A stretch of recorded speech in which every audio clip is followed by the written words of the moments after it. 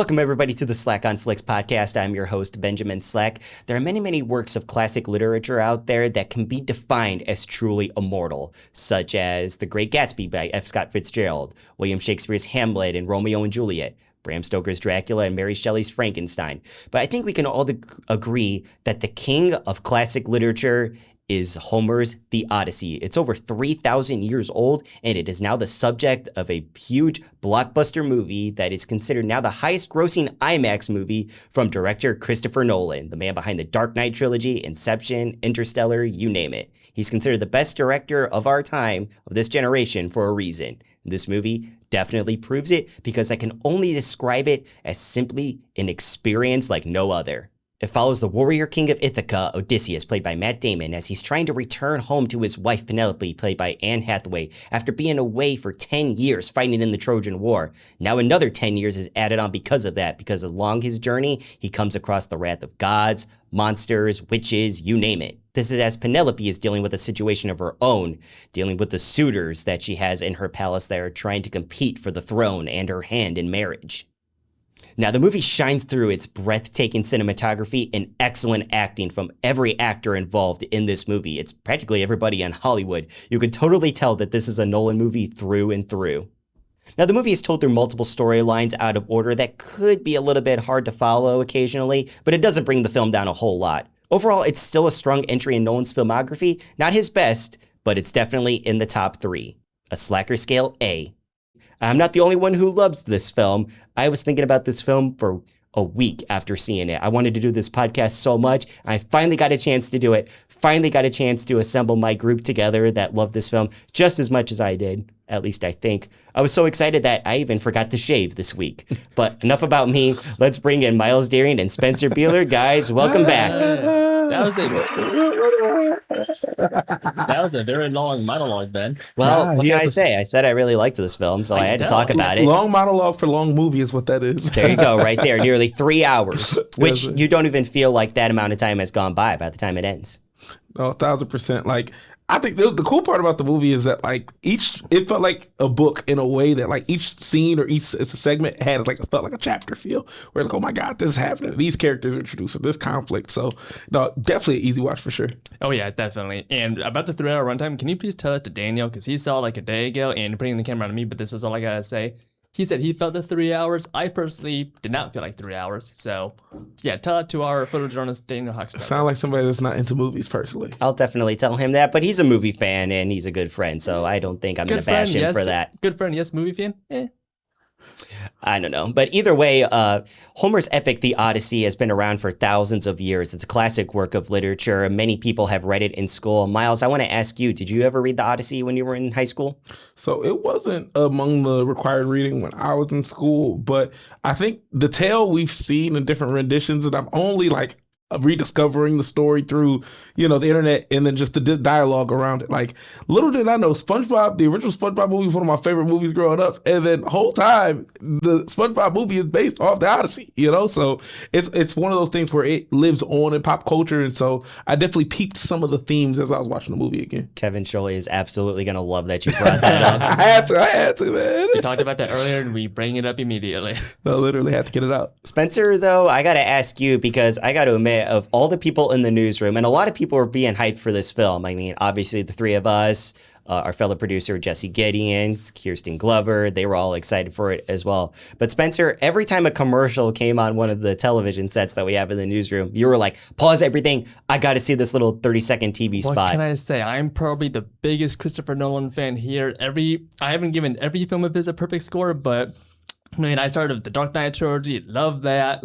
His from Following to now, love him. He's Christopher Nolan is a filmmaker whose name is more popular than the entire ensemble A-list cast combined. So obviously I was excited for this movie. An R-rated Greek mythological epic based on a story that's thousands of years old. Come on. Hi, man. Hello. No, it was pretty good. Well, I want to ask you then, what did you think of the final execution? Overall, I loved it. Solid 9 out of 10. The scale, the battles were mostly good. I only had 2 flaws with it, and that was the action and can we talk spoilers right now? Yes, we can. The scene where they go to see Scylla, how do we pronounce his name? in the book, it's a six-headed sea serpent hydra, right? That emerges from the depths. In the movie, it was not that. It was like, what, 30, 45-second scene? Maybe. Of barely seeing the heads come out, and it wasn't even out of the ocean. It came out of a tunnel. It was so fast. Listen, I'm all for practical effects, but come on, just use CGI. That would have been amazing. But that aside, that's just like one little nitpick. And the other thing is, but you and I texted back and forth about this, about the action. You told me it was like Batman Begins action. I was like, low-key was like, oh no, because the Batman Begins action hasn't really aged all that well. No, because here's the thing. Like, this movie, I know in Batman Begins, it was story-driven, like, you couldn't see him coming, but this is like in ancient times. I want to be able to see what's happening, but I can't see what's happening when the camera is so zoomed in and then it's blurring and shaking around so much you can't see what's happening. Like, especially in the climactic scene, when the story is the fight itself, like, I almost got a headache. I'm like, what the heck is going on? I shouldn't be this hurting so much. And he was fighting this a few people at once. I wanted to see the creative fight moves that the fight choreographers worked so hard to execute. But I'm sounding like a Debbie Downer, but that was my only flaws. It's just the action, which I can forgive, because like the Dark Knight trilogy, the story is amazing, the acting is amazing, and like a little 30 to 45-second scene out of the whole 2 hours and 52 minutes. This movie was awesome. I almost had some tears a few times, like the scenes of Argos with his son, with Penelope, and then like his whole character arc redemption with Zendaya's role in it. I love this movie, and I wish I could see it in IMAX 70mm. I want to clarify something like on the top because you had me. Listen. I see you were waiting. Listen, Is this the classic Miles versus Spencer argument I right don't now? know, man. I will wait my turn. This is just a tidbit. Even though I will not fight you on how the action was edited or executed, because yes, there were, if I'm not being biased, there were some, there's stylistic differences, right? To put it plainly. But to be clear, the movie did not lack in action itself. It was how the action was executed. Like, you can't tell me watching this movie when they finally breached the walls of Troy that wasn't one of the most epic action-based scenes you've seen. Like, they keep doing the flashback of Odysseus on the stairs, like, while all chaos is ensuing around him. Like, even though the action wasn't like Game of Thrones, Battle of the Bastards-esque, you know what I mean? Like, it still had that epic, it still had literally so many points where you're like, this is action, and it's not even, it's the things coming out of the cave. It's, the action was different. It wasn't necessarily like a bunch of killing, for lack of a better word. And I wasn't dissing on that. Like, the scale, like the build up to the sacking of Troy, that was epic, and that action was actually pretty decent. The main thing I'm referring to is mainly honestly the climactic battle where he kills Robert Pattinson's character. Mm-hmm. It's leading up to that when he starts, after he shoots the bow, which is, that was so good. Epic. Yeah, this guy. It was that specific scene that is really what got me. This is supposed to be the climax, and I can't see what's going on. But the action before that was pretty solid. Man, the scene with the giants. That's probably the giants is the first. The sacking of Troy second, and then the Cyclops, even though there wasn't a lot there, especially when they got it in the eye, man, that audio was just, but the best audio, the sound design was really great. The best audio is probably, in my opinion, with the Giants, because their footsteps were in sync with the music, the drums, and man, my heart was racing. I was getting goosebumps for that sequence. I love this movie, if you can't tell. I got a question for both of y'all. Okay. What was your favorite scene in the movie? My favorite scene? Yeah. I want to get to my favorite scene a little bit in a few minutes, because I'd like to talk about the characters Go ahead, first. All right, we can come back. Yeah. But Spencer, what was your favorite scene? Miles, what was your favorite scene? Well, I got two. Two, okay. The moment we see Tom Holland realize Odysseus is his father, like the moment where they're getting ready to walk back into the palace or whatever, and he touches his hand on his dog who's literally been waiting for 20 years for his return. I was crying on that scene. Oh my God. When the dog's tail stops wagging, I'm like, oh, he finally can rest. And it's natural that like the dog is the first one to recognize him. Because everybody else, even the old man that's blind, didn't recognize it was him. All the people but he's been gone for 20 years, so his voice may be foreign, but he puts his hand on the dog. The dog's tail stops to wag. Yeah. He finally rests, and you see it. You don't just see it on Tom Holland's face. You see it in his eyes. You see him like, you're my father. The way he goes, I don't know if he shushed her. I don't remember like how exactly it happened. I think he went like this he or just something implied, like this. I love you, son, but I need to, don't blow my cover. We need to take the city back, and then we can. He says, Odysseus would be so proud to have a son like you. It was something like that where I was like, it was just perfect. And then, what were you about to say? As my favorite scene is probably tied to yours. The one I thought of, at first I thought about the giants, but actually the very satisfying scene is when he hooks the bow up after he does the bow, and then he clings it, and then Penelope turns around, and then he shoots it through the axis, and then that's when all out heck breaks out. What's his name? Turns on and goes, "You are Odysseus," and then right in the neck. Yes. That made me jump in the theater. And that's originally how Robert Pattinson's character dies in the book. He's the one who gets the arrow in the neck, but they changed it for the movie to make it a little bit more climactic because his character was such a terrible person. Yeah. That was like such a satisfying scene, and just the way it was like, wow, like a dramatic scene had my heart racing. That scene of Argus and then those two scenes are tied for me. It was so funny. You said you jumped out of your chair. When I say I audibly cussed in theater, it's like, it's a quiet theater. We're all watching this climax together. He goes, "You're," and I go, "Oh." We all erupted into laughter, and then the chaos starts going on. It was awesome, man. I've seen so many like audience or like theater audio videos of like that scene when that arrow goes in the neck. It's just everybody going woo woo and cheering, you know. No, that was me. That was me for sure. I'd like to talk about the characters, though, and I'd like to start, obviously, with the man himself, Odysseus, played by Matt Damon. What did you guys think of his characterization? Because one of my favorite things about this movie is that they changed his character quite a bit. He wasn't really as one-dimensional as he is in the original story. They gave him a lot more complex motives, and he's almost like a soldier with like PTSD, like towards the end, which ultimately leads me to my favorite part about the movie was the ending, like the scene where he talks to Zendaya, who of course is playing the goddess Athena. That was my favorite scene in the movie. Guys, what did you guys think of Odysseus, Miles? I think coincidentally, like I think Athena, Zendaya's character, and Matt Damon's character Odysseus, like I think that they built off of each other. Like we learned so much about all of the battles and the nuances, you said, like the depth of his character while Zendaya is on screen. And it's like it goes into the conversation of the overarching dialogue of how they use the gods in this movie, and like how they, like this whole time he's praying to Athena, he's having these in-depth, incredibly like introspective conversations with Zendaya's character, right?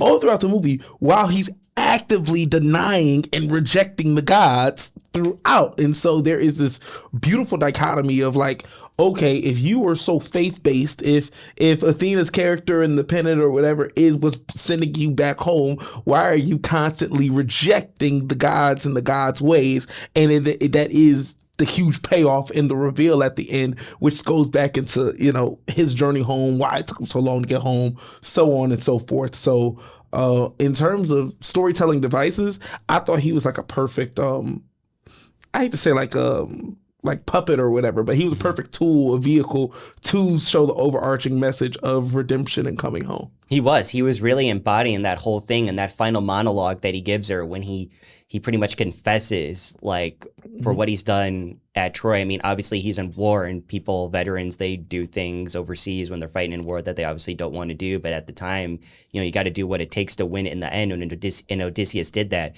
He came up with the Trojan horse idea to sneak into Troy.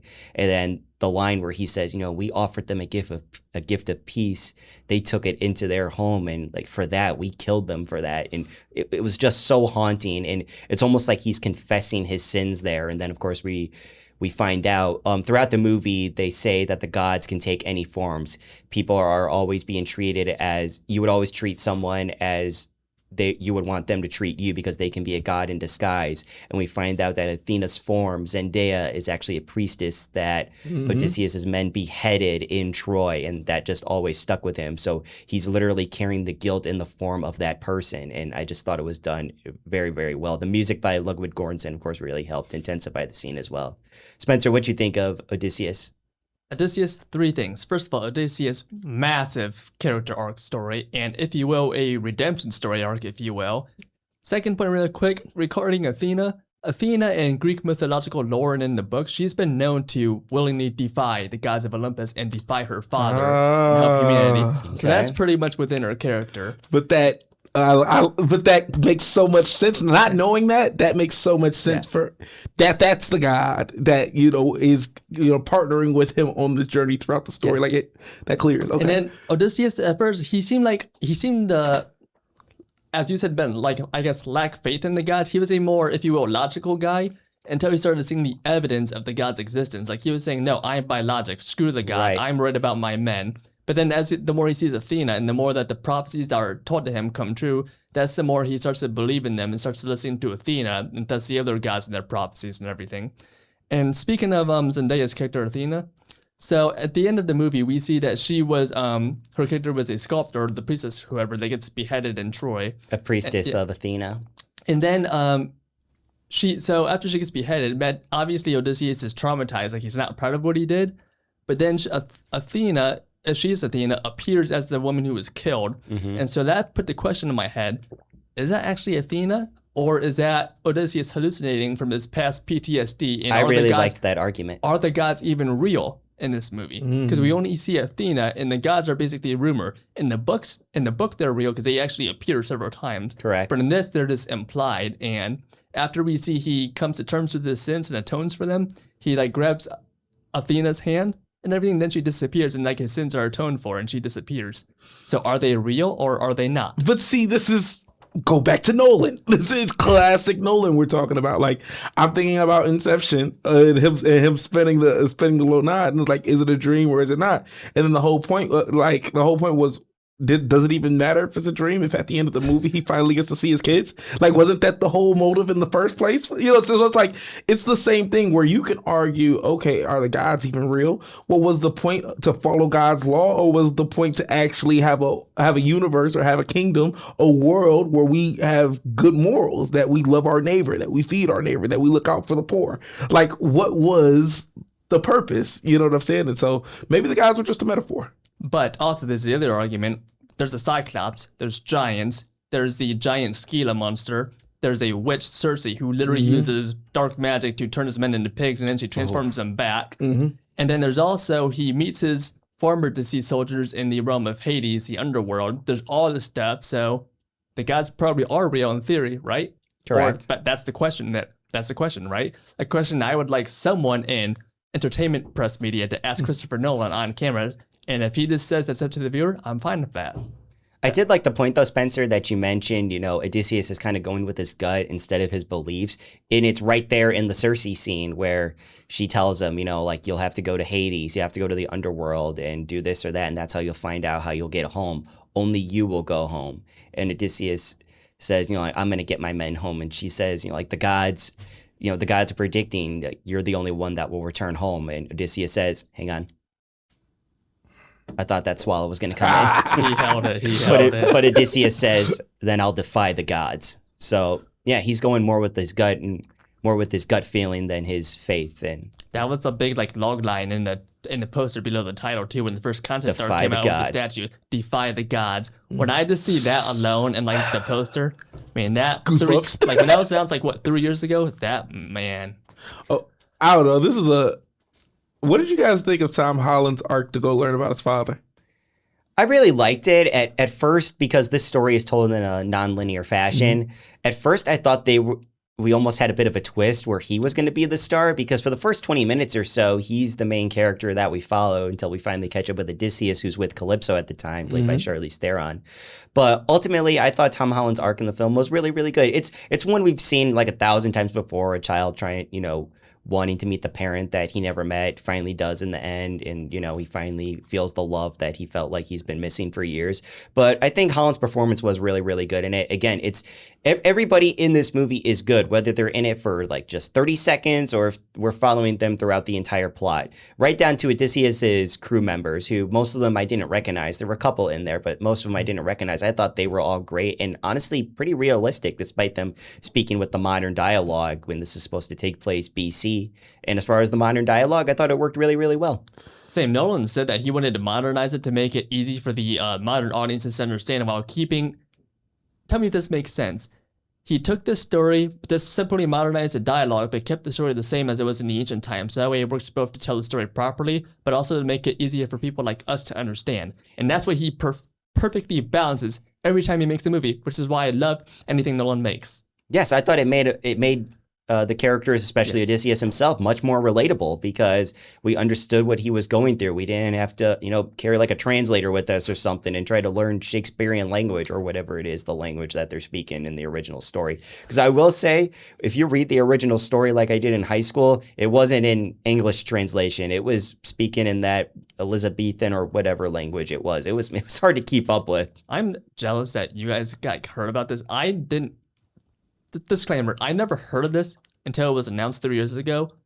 We learned a little bit about the Greek mythos in high school, but I never heard of this title, Odysseus, none of that. I learned more about Greek mythology in college, and I know more about the Greek mythos now than I ever did before. It was this movie that got me more into it. So, yeah, never heard of this title until like 23, 24, whenever it got announced. Well, this is a pretty good way to get into it, man. Oh, yeah, and yeah.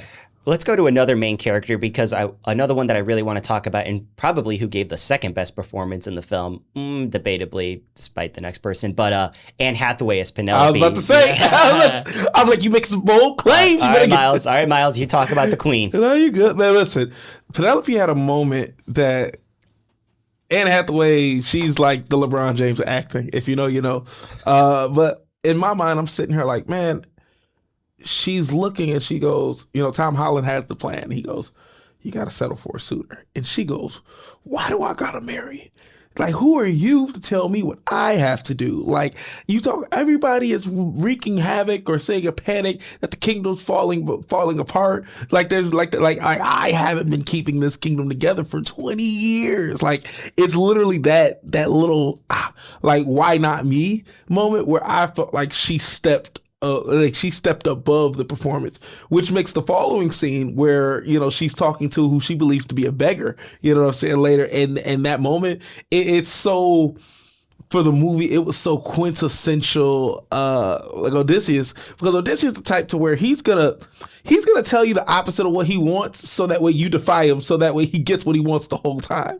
It's like it was the mind games that, A, beautiful storytelling, but B, it was her being a full character, from the flashbacks to the you don't run away, you come back to me. It was the full evolution of all the way to the moment where she's like, okay, I'm done waiting, I'm going to select a suitor. Like, I just felt like it was a full body performance, to put it plainly, I guess. The way her Penelope and her son treats beggars, by the way, really speaks volumes to this, how those characters are in the story in general. And also, I gotta say, you probably all know this already, Anne Hathaway and Tom Holland really made such a mother-son bond. Yeah. They did. This movie. They felt really connected to each other. And Anne Hathaway even said publicly she hopes her son grows up to be like Tom Holland. So if that tells you how much... It's beautiful. Yeah. If that tells you about the bond. Maybe her real life motherhood played a role into it, because right after this filming was done, she got pregnant. So yeah, maybe, you never know. But have you guys seen any other of Anne Hathaway's films that came out or are coming out this year? Because she's got a stacked filmography this year alone. She had Mother Mary come out this year alone, which was her about being a pop star. The Devil Wears Prada 2. She returned to a role that she had not played in 20 years. I saw that film, and she was pretty decent in it, pretty good. Classic character. She already laid down the foundation of who she is. Miles, I know we were treating that character like a football field when we watched the first movie. I was like, turn up, Anne. I have seen, with Anne Hathaway, The Dark Knight Rises, Devil Wears Prada 1 and 2. Okay, Ben, what am I missing? Nothing. I'm just nodding along. No, I know. There should be more movies I've seen with her, but Interstellar? Oh, yeah. That's my, fourth favorite movie. So Christopher Nolan. Yes, baby. Yeah. You've not seen The Princess Diaries, though? No. Shame. Okay. All right. I think, honestly, though, aside from Matt Damon, the best performance by far was Robert Pattinson. Robert Pattinson has proved that he is not just Edward from Twilight anymore. He is a powerhouse of a performance. Yeah, and him in this villain role, I think, is fantastic. He wants us to forget about that. Man. Vampires do not sparkle in the sunlight, and that's all I'll say right there. Oh my. Okay. Are you okay? But for storytelling, though, tell me when you saw you took a shirt off and you had all the sparkles and stuff and Melody and all. You mean to tell me it was like, all right. I was more flabbergasted from Kristen Stewart's just very dull acting. Oh, And I apologize. You know, I like these people as actors. I really do. I respect them. I think they have great talent, but that talent was shown after the Twilight films. well, hey, they made all their money in those 5 years, and then they went on to do quality content. No offense to the people who made Twilight, by the way. You're not at all. Again, it has stacked talent in there. Great actors. It just And it made maybe a it lot just of maybe money. it just goes down to a directing or script problem. All I know is yes. all I know is it was always, and I mean always, supposed to be Jacob. That's all I'm gonna say. You're a Jacob guy. Oh, it was supposed to be Jacob. And we just ticked off half our audience. Well, Thanks, let's Miles. let's go. Let's Argue with your mama. Let's change the subject from werewolves to Trojan horses again. So let's talk about Robert Pattinson Him in the right film. there. Hold Spencer. Hold on, Sorry? before we get, can we go back? I want to go You're back. talking Listen. about the night whose face we never saw, by the way. Yes, he was on screen for like 4 minutes, and every time he's just aura, just unlimited. When Just- you're- Oh, when yes, you just I know open who the it gate, And is. then you just see him standing there while his men just charging behind him, and then he just slowly walks in. Did we even see him throw one fighting move, by the way? don't think we just saw him like Just the aura, that was enough. And then they take Troy, and then obviously we know what happened to him when he went back home. we just saw aura and his death. Like, look at this. Look. Yeah, that means a tower. That literally. He was in Oppenheimer too. He played Oppenheimer's friend, the one that betrays him in the end. Can't think of the actor's name. I apologize. It's still so baller to me. Like, I just he was casted to just have aura. Like, that's so incredible. That wasn't Benny Safdie, was it? You know what? You guys talk. I will figure it out when Oh. I pull up Google. Man, I just thought he was so baller, and then it was like it was the idea of everybody fleeing in, or like anytime Odysseus is our main character, he's our main guy, and then all of a sudden we're sitting here, Odysseus is bending the knee. I'm like, hold on, what's all this like? If you will, this movie in a way felt like the build-up to the sack of Troy too. Like we see a glimpse in the beginning, John Bernthal's narrating, and then like throughout the movie we get glimpses, and then it's like towards the end of the third act where we finally see the full embrace of the sacking of Troy. How horrific, if you would, actually was. It's considered one of the worst. Considered one of the most violent and craziest military assaults in history. Well, they didn't. Nolan didn't show this, and respectfully so, because in real life, if this actually did happen, they killed all the newborns and everything too. Like they yes. literally brutalized newborn babies with their bare hands. They Like, assaulted women. It was terrible. Yeah, And the way it was filmed, I didn't mean to cut you Yeah. off, Spencer, but from the way it was filmed, they did it really, really well. You went through it through Odysseus' point of view, obviously, but you can hear stuff happening in the background and you can kind of see stuff going on. So it's enough to realize what's happening. Just the audio alone is like, oh my god, this is horrific. No wonder Odysseus is, and the fact that he's traumatized says that he has humanity in him. May I add that? Yes, which was a change from the story, which I really liked. Okay. Yes. How bad was he in the book? And I said it before, he was kind of a bit one-dimensional. He was like, I'm getting home, that's it, basically. More props to Nolan and the team for adding some more dimensions to literally everyone. And to answer your question about who that guy in the armor was, yes, it was Benny Safdie. Why did Safdie.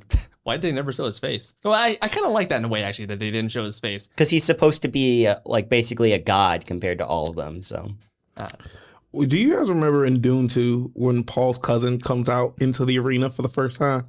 Like when we're first introduced to him and we're on her Fade Rotha? Yes, Faye Rotha, and there's the black. It's like planets black and white. They got Oh, black, yeah. and he just comes out, and it's like his silhouette, and it's just immense, just absolutely diabolical levels of aura. Like that's how I felt about Agamemnon when like they came. thank you. That's the name of the character. When they came through the gates and stuff, and it's just you only see his silhouette. Like it's, yeah, it was special. Before chaos ensues. It was special. The final shot of the Trojan horse at the very end of the movie, right when Odysseus gives the final message, I think reintrudes from the beginning of humankind to now, saying like the story of Troy we will rebuild, civilization will rebuild, it will become myth and then legend, and then history will repeat, and we will repeat the cycle. That's true more than ever, I feel like. Very and then much how it zooms is in real onto, life. onto the shot of the Trojan horse. I was like, dang, that was deep. Mhm. All right. that's Nolan, and but strong message at the end there too. That was another thing I really, really liked about the movie, because the way a lot of the characters and the storyline itself was treated, it was like it was being told as if, hey, this might have happened or it could not have. This is like a legend to all these people that are hearing these stories about Odysseus and the stuff that happened at Troy. Very much so how it's presented in such a way that, it's very much like how we present it here today, Yeah, I agree. You talking about legend, it's storytelling devices. Like I've said, like before we even did this podcast, like I told you guys, I was like, I can write a dissertation on just the storytelling techniques. Like think about the fact that we talk about legend. Odysseus' character is the character that we follow, that we get the overarching message of, and all of the characters inside a universe basically only know him via legend and folklore. Like outside of Penelope, like in the old man that was blind, like you only hear about him via story until like halfway through the first act. Another very good performance, John Leguizamo. Oh man, he was amazing. I was waiting for you to bring him up. That you were telling me about John Leguizamo or how to say it? Did I say it right? I don't think I got it right, but I tried to get it close. John Leguizamo? I was close.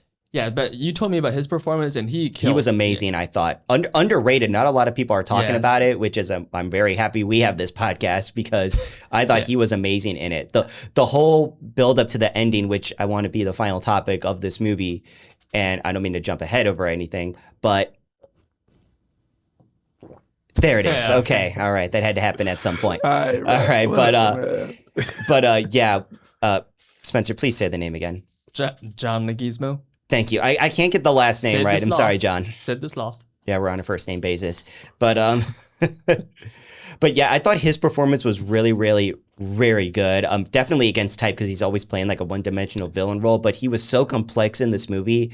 And, he said he felt like Odysseus was a son to him. And then the whole buildup at the end where one by one people realize, this beggar that is coming to the home of in Ithaca is Odysseus. I just thought it was great. And then, of course, when the final showdown is going on, this blind guy just proves how bad he actually is, because, he gets his moment to shine. He locks a couple of the guys up with the armory. He helps lock up the doors with all the suitors in there so Odysseus can kill them. I thought he was very cool. I'll say he was a very cool character. Can I bring something up real quick just to, and then we'll get to the ending? There's a scene, and so I did some research because as soon as I saw the puppy in the trailer, I needed to look up for a family member if the dog dies. So that's how I knew about Argus. I didn't expect him, though, to show him tossing a newborn puppy over the cliff. Yes, I didn't like that. I was glad it was brief, but... But here's the thing. I wasn't really fazed by that because, as we talked about before, that was a normal thing during that time. Yes. In the city of Sparta, they did that to newborn babies who weren't thought to be worthy of a Spartan. So that was very normal for them to do, I guess, to any newborn forms of life. I just had to bring that up because, that might look crazy to the average viewers, but that was a very normal thing at that time, which, as crazy as it sounds. Also, whenever I go back and watch this movie, those puppies will not fall off the edge of a cliff. I like to think there's a nice grassy knoll there that they're landing on, because technically you don't see them land. So well, because it's the cliff. Yeah, it's Spencer, stop talking about that, please. Hey, they probably found water. I don't know.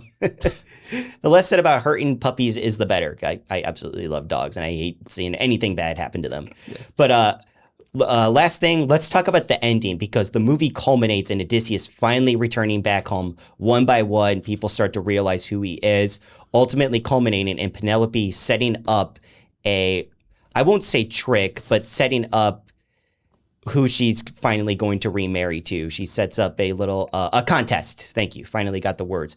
Where a suitor has to use Odysseus's bow and shoot a bow and arrow through a row of 12 axes and hit it perfectly. Of course, Odysseus is the only one to do it. And they set this up at the very beginning. They say Odysseus would be totally enraged and he would kill all those suitors once he found them inside and what they have done to his home. They did say that. And sure enough, that's what happens. So satisfying. Spencer, what did you think of that final climactic fight, I'll say, of Odysseus against all those men that tried to get with his wife? Okay, so the build up to it, first of all, was great. And I know what you're trying to do, Ben. I already criticized this fight before, and I know you want me to debate. I know. Come on. I need you to say something good. So the build-up was amazing when Penelope's waiting for the beggar to take the bow. At first he failed, but then as soon as he straps it on and then flings it like a violin, that was great. And then he shoots it through all 12 axes. Everyone's reaction And then the guy who's, I forget his name, as soon as he turns around and goes, "You're Odysseus," and then shoots him right in the neck. And I said, that made me jump. And then he starts taking on all the men at the same time. And then his son's helping him from above, kills the one guy above, and his son is doing something in the movie. And then even Mia Goth ends up with them too. Yeah, it's nothing happened to her character, did it? Well, we don't see it on screen, but the she's last we not see dead, her, she's in Anne prison. Hathaway locks her up. Yeah, Yeah, she's maybe a- she's in prison. Yeah. But again, that despite the me not being able to see what was happening during the fight choreography, that was very thrilling. But then when the fight, my only criticism is I couldn't see what was happening during the whole fight, and that fight was very long, may I add. So I thought it was awesome. Miles, what did you think? I'm waiting. I have no negative notes on that fight scene. All right, no negative Nancy's here. I mean, if you wanted to critique anything, it was that Robert Pattinson was being A bit of a a coward. coward. That's the word. Thank you for saying The weapons, get the weapon. That man was Get that door open. It was like, da, da, da, they have spears. Grab Batman, the everybody. shields. It's so crazy that Batman is about all the smoke, and his character in this movie was no smoke at all, dodging smoke at all costs. But on this topic of the scene, I thought that it was just so baller, like watching him like go straight beast mode, and you knew that he could take them all on his own. You just didn't know how it was going to take place or how bad it was going to get, or whether Tom Holland was going to have to come in. It was going to be a father-son fight scene, or if he was just going to outright die in the effort. Like, I thought they might change that. Yeah. yeah, because I'm like, at one was wondering point, that at one too, point, he was circled, and I'm sitting there like, how's he going to get out of this one? You know, so. No, I really enjoyed the fight scene. I thought it was so rewarding. And then on the overarching, this was a great climax for what was, I felt like, a full movie. It was a full, complete story. And a lot of people have been critiquing that fight, saying it's impossible for that one guy to take on like suitors in the triple digits, likely. But earlier in the scene when he's doing that monologue, he says, when he's confessing his crimes at Troy, he says when the gates of Troy opened, he tells Athena, he goes, 10 years of war bottled up and raged in on that city in one night. Well, I like to think the reason that he was able to take out all those guys is because that was 20 years of trying to get home, bottled up, trying to... Don't underestimate a man who has so much will from so much past trauma. Do not underestimate just any human being. Look that at John has- Rambo, I'll people. take it a step further. Never underestimate a man trying to get back to Anne Hathaway. Oh, okay, Miles. We were talking all serious, and then you go out and make. Was that not the plot of Interstellar, or did I miss something? Oh, my God. Okay, case closed. Okay. You got a rebuttal? I'm waiting. No, are you okay? That was a Joker laugh. Yeah, I'm good. Well, we got... Batman had to come up in the subject somehow, because, I mean, Robert Pattinson is Batman and Hathaway's Catwoman. You might as well throw the Joker in there. Yeah, and this had Batman Begins type action in the climax. There you go. There he goes. Christopher Nolan directed the Dark Knight trilogy. You were waiting for me. You want me? I know you want me to rage bait this man, so you can have your little debate. I wasn't going to say that. I was going to say, did you guys catch Robert Pattinson speaking in his Batman voice occasionally in this movie? No, I did not. You brought that up, and I don't have any memory of that.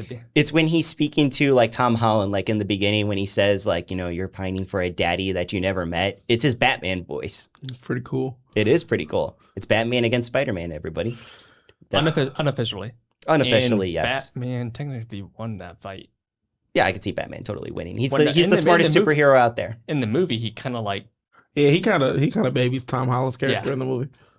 Speaking of superheroes, though, you guys really liked the Odyssey, though. Oh, Obviously. I loved it, and I cannot wait to watch it again. All right. Well, I'm glad you guys all liked it. One more topic I want to get to before we bring this podcast to a close. Speaking of superheroes, Comic-Con is going on right now, but just a few days ago, we got the official release of the Avengers Doomsday trailer. Yep, Miles, that just summarizes everything. That reaction right there. We're speechless, but we're able to clap. This is not only a culmination of the Marvel Cinematic Universe multiverse saga that started in 2021, but it's the culmination of almost everything Marvel. The Marvel Cinematic Universe, the Infinity Saga, the Multiverse Saga, the Marvel Fox franchise. All these worlds are coming together. All these actors are going to share the screen, from Robert Downey Jr. to Chris Evans to... Look at that, the Fantastic Four, Pedro Pascal, Vanessa Kirby, Chris Hemsworth, everybody. And then, of course, the Fox actors, Patrick Stewart, Ian McKellen, James Marsden. I'm excited. Spencer, what did you think of the trailer? the trailer is fire. As soon as I thought this was gonna release like with Spider-Man, but then as soon as I saw it like last weekend, I was like, what the heck? And then this Channing Tatum as Gambit, seeing him fight Shang-Chi who we haven't seen in 5 years, seeing Cyclops, Mystique. It's like since 1998 when Blade came out as Wesley Snipes, this is like a whole almost 20-year build-up to this moment. And It is. listen, when RDJ was first announced as Doom several years ago, I was like, really, why? He's Iron Man. But I'm open. I'm an open-minded person. I'm willing to see how this goes, and Variants. they could play this out very well. I wanted Cillian Murphy as Doom, but we're gonna see how this plays out. Obviously, Chris Evans is back as Steve Rogers, which reportedly, can I say it, Ben? You know what I'm. Reportedly, Steve Rogers is Captain Hydra, and the reason he can wield Mjolnir is because of Doom's magic, like as we're gonna see in there we go. That would be awesome. That would be so cool. That'd be so cool. I cannot. I've been saying that this is almost like the first Avengers all over again, because very much like the first Avengers, it was all these separate characters coming from their own individual films sharing the screen. It's very much like that. This is the first time we're seeing the X-Men and, years and years, but these are the same characters that we all grew up knowing. They went through the same arcs. The whole 12-movie X-Men franchise from Fox, these are all the same characters. They're all going to meet the MCU heroes. 3 to 2 worlds, multiple worlds coming together to share the screen. I cannot wait for that. I can't wait for their chemistry. Avengers versus X-Men. That's what I'm looking forward to. Honestly, I'm more hyped for that than seeing Doom, which, I don't know. As a comic book fan, that might sound crazy, but it's just how I feel. You asked me if I had to choose between Dune Part 3 and Doomsday, I'm going to have to go with Doomsday. Doomsday. Because Doomsday, I got to worry about not getting spoiled on day one. Dune Part 3, I don't got to worry about not getting spoiled because, no offense to Dune. I love Dune, but yeah. December 18th. It's going to be bigger than Barbenheimer. I got my tickets on the first hour because that's sure you do. Hour one went by, Cinemark sold out. So sure you do. Miles, how hyped are you for this? Dude, I think the movie's going to be freaking epic. Like, nostalgia sells, of course. And of course, there is the capitalism side of it did this movie come with the same level of meticulous care to build it up as the Avengers of years past? That will always be the debate. And in truth, I'm going in knowing that there are haters out there that will not be set. Like, they're just the nature of the system or how it's set up right now is that I know for a fact the internet, they're already haters. I know there are haters right now that hate the movie and the movie hasn't been out yet. So that just exists. We're going to put them aside. We're not talking about them right now. We're talking about people that grew up watching the X-Men, X1, X2, Last Stand, you know what I'm saying? That grew up watching Wolverine. We're going back to the old Fantastic Four movies with Silver Surfer. Oh my goodness. If the original Fantastic Four show up, Ewan Griffith, Jessica Alba, Chris Evans playing a Human Torch again, and I would go crazy because exactly. Yes. I've been saying if they do the OG F4, meaning RDJ as Iron Man, Tobey Maguire Spider-Man, Wesley Snipes Blade, Ewan Griffith's Mr. Reed Richards, or heck, even if they get Nicolas Cage's Ghost Rider in there. I'm just saying that we've talked off camera about the level of opportunities Marvel is stepping into right now. Introducing Dune, just the whole Dune aesthetic. He looks baller. Like, I don't know, I don't know how it will be portrayed. Like, I got confidence in Robert Downey Jr. to just be excellent at whatever he touches. But like, the visuals look amazing. But I think the level of excitement that comes from this movie not only taps into the primitive, youthful feel that fell in love with superheroes in the first place, but just the idea that we're getting ready to see some of my favorite characters who I've been begging for since the MCU got hot to finally be on screen. That alone is enough to get me in the theater, in my seat, popcorn popped. Like, I'm just juiced. But I also think that there's a lot of opportunity for us to see like a really fun, really exciting, thrilling movie. I think it's going to be great. We're going to get a thrilling spectacle at the very least. It is. Exactly. It's going to be an experience we won't forget. We'll say that for sure. And as far as the Robert Downey Jr. casting goes, I think it's a great use of using, it's just the ultimate payoff for when it comes to variants, because we've established in movies and shows alike that there are different versions of characters out there. Some could look like each other, like many Doctor Strange and Loki variants looking like Tom Hiddleston and Benedict Cumberbatch, respectively. We got the 3 Spider-Man, they're all Spider-Man, but of course there's Tobey Maguire, Andrew Garfield, and Tom Holland. And to have Doom's variant look like Tony Stark, which is totally going to play a role in the film, I think that's smart thinking on Marvel, I'll say. Desperate, but smart. I hear that. Yeah, I agree with you, man. So one more question I'm going to ask before we bring this podcast to a close. Are you guys looking forward to Spider-Man Brand New Day, which comes out in a week? Absolutely. I'm only sad that I can't see it opening weekend because I didn't expect everyone to sell out in under 3 hours. I am seeing it Monday night, though, because that was the only tickets I could get. But Okay. yeah, I'm hyped. And we get Spider-Man and the Punisher on Against screen. the Hulk.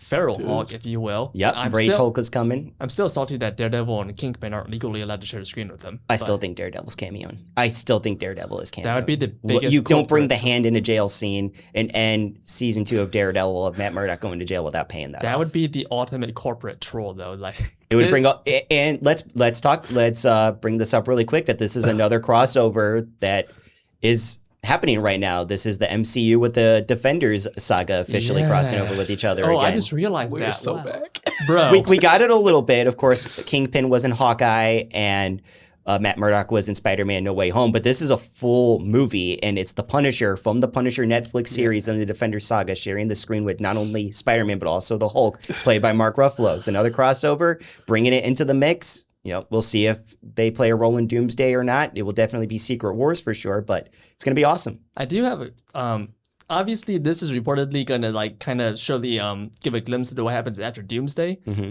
I think that's smart. How is this going to affect Daredevil season 3? Because that's supposed to kind of like be its own thing out there, but Yeah, because the MCU is supposed to reboot after Avengers Secret Wars with a brand new world. I don't know yet. I don't even know enough to predict anything. Yeah, but all I season know 3 is that this is the MCU's like bit of a cleanup. They're gonna work with everything that they have, and if people want to if they want to recast characters or actors want to drop out, you know, it's full on now. You know, it's a whole world out there where they have Spider-Man, the Fantastic Four, Avengers, and X-Men for all free use. I'm very interested to see where it goes, and I think we're all just to be a superhero fan in general, because I mean, Supergirl was hit or miss, but the DCU is still going. We got Lantern streaming in less than a month. I of course, keep forgetting about that. we got Clayface coming out soon. Man of Tomorrow will come out next year. Of course, we got Marvel this year.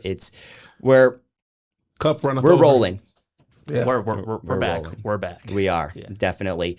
But before I want to bring this podcast to an official close, we have to make a special announcement here on the show. This is a very, very, it's a heartbreaking episode, I'll say. It's very emotional. It's comparable to Odysseus' heartbreaking monologue at the end of the Odyssey. But Miles, you have an announcement that you want to make on this show.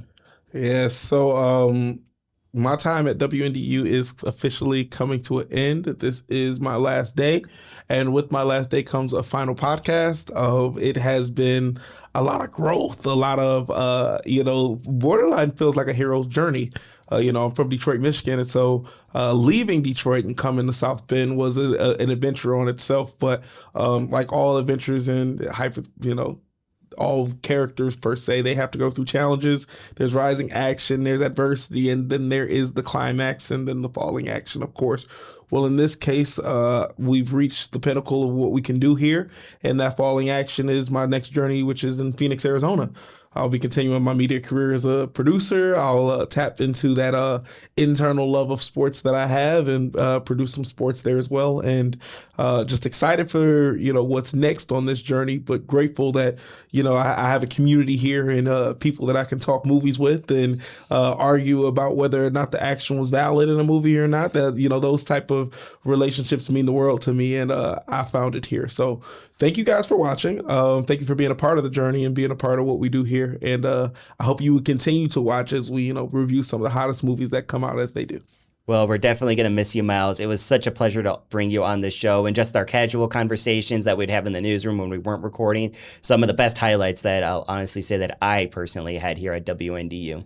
Oh, yes, definitely, for sure. We're going to miss you for sure. I'm going to miss you guys, man, and I'm definitely going to be calling to, talk Dune. And, you better. Oh, yes. Virtual. Virtual. I'll call you guys to disrupt your piece about Spider-Man. And, As you should. The vibe. So. But you got a bright future ahead of you, Miles. You're going to a fantastic place. You're going to absolutely love MLB spring training when it happens over there. Yeah. Perhaps I'll run into you and Alyssa Heilman if I ever travel down there again, which is 95% sure going to happen. I love that, man. But we wish you all the luck, Miles, and you are going to do fantastic. You got a bright future here. Well, we appreciate you, man. Thank you, guys.